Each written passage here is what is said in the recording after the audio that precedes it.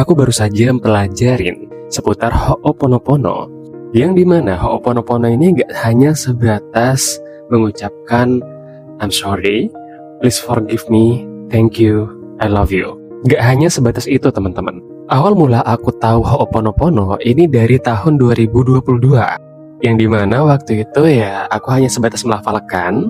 Lalu di tahun 2023 aku mulai mempraktekkan dengan cara menambahkan apa yang aku rasakan. Jadi ketika ngerasain emosi yang gak enak, aku coba untuk rilis dengan menggunakan metode Ho'oponopono. Nah, baru-baru ini aku ketemu sama temanku di mana dia excited banget dengan metode Ho'oponopono.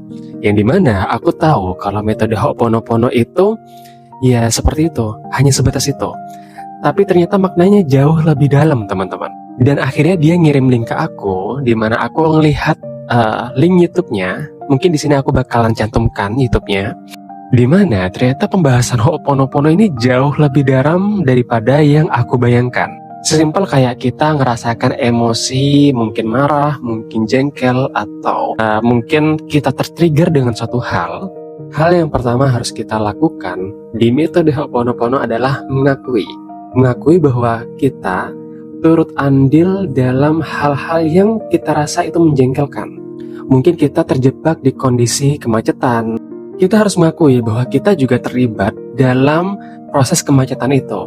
Kita harus mengakui itu, selain kita mengakui emosi yang ada di dalam diri kita.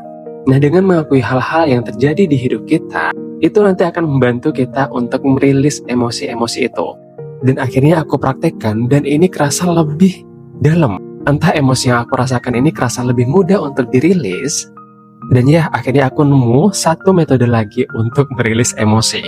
Selain yang pernah aku pelajari itu melalui meditasi, lalu pendekatan agama, Sedona Method, lalu ada journaling ya teman-teman. Dan sekarang aku nemukan satu metode lagi yang jadi favoritku untuk merilis emosi.